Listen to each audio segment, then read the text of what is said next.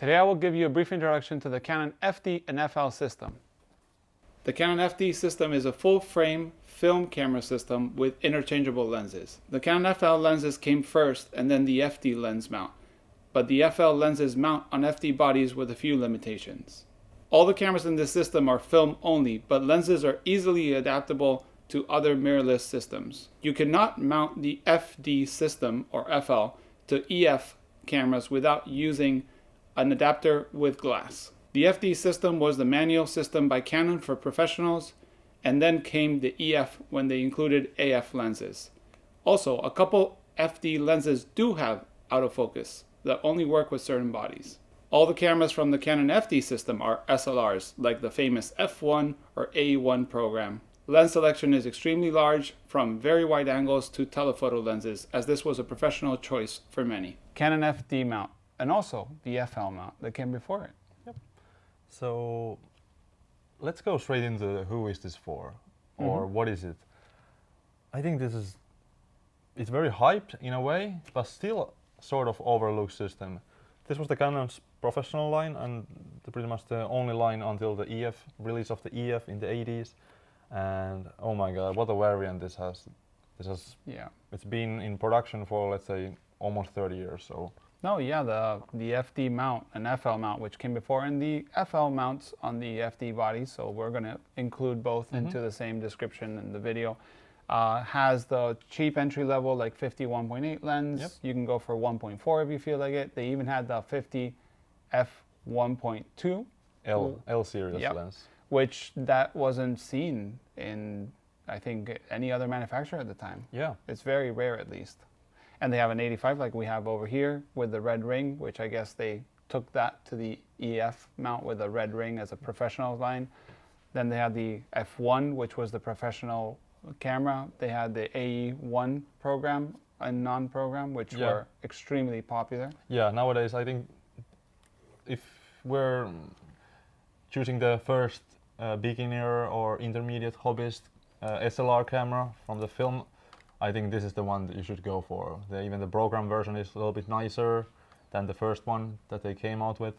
But yeah, I think this is the best bang for a buck. Even it's more priced nowadays than, let's say, 5 years ago, but this with the 1.8 lens, this is a perfect setup. You have a program mode, you get aperture priority, you get everything in such a sleek and nice body. Yeah, and like I would say, not that I disagree with you, Nuno, but I would say the best option if you're just a little bit more serious, is the Canon EF, also known as Black Beauty. This camera, no program mode, but basically all the need you have for shooting, ISO, light meter built in. It regulates the batteries inside, so you don't have to be careful what batteries you're using. It's super easy dial on the front, and just, I think, a beautiful black camera. I have this one, so I'm very, But I think I'm jumping onto this. I think this is a perfect camera to learn about like shutter speed and how it reacts to the photography. You can just click and shoot, which is nice. Sometimes when I'm traveling, I'm never doing manual exposure, of course, but something like this will teach you how exposure works, how ISO affects, how the basics. Like what if you want to go a little further. That's why like this camera is a very nice camera to forget a little bit about it. But also the price of these cameras has gone up to the point that they're a little bit more expensive than these others. So to me, I think it's still very valuable to get something like the EF. The selection is great for lenses, and if you want a little extra help, you can get this. And then if you want the professional line. And I have to give an honorable mention to the FTB QL, which is something like this. It was made in the 70s. It's a sturdy camera made of real metal materials, not like this plastic shell here. It has pretty much everything that this has to offer, but it's a lower price, and I think it's an overlooked camera, underrated camera for sure. No, for sure. And we've been talking about the film bodies and the lenses, but in today's world, also you can adapt it. Yes, and this is a very popular system to adapt to a mirrorless camera, because this of course doesn't fit with adapter to EF. You need a adapter with a glass, so it will decrease the optical performance, of course, but yeah, adapting these to, let's say, a Sony A series camera, E series camera, this is a very nice for videographers. You can get the 50, let's say the 85 or the 100 millimeter, which is less pricier, and the 28. You have a nice setup with a nice long smooth focusing ring for, let's say, a price of a one digital prime lens. Yeah, and then if you want to go extra and you want that maybe film look on a digital camera, these FDL glass has become extremely popular. Price is also reflected. Yes. These have the newer FDN, which is not breech lock. It's, you know, has a little button to take off, which is nice. And you can see that this glass is quality glass. Is a very big element. It's heavy glass, but you can go with pretty much anything you want, from very entry level, like you said, for a very low price, and then you can go for the higher grade. So yeah, I don't think you make a mistake by choosing a system like this one to shoot on digital cameras today. Yeah. And yeah, if you're getting into this system and you buy a couple lenses, and with the adaptability, it's very safe to invest in this system.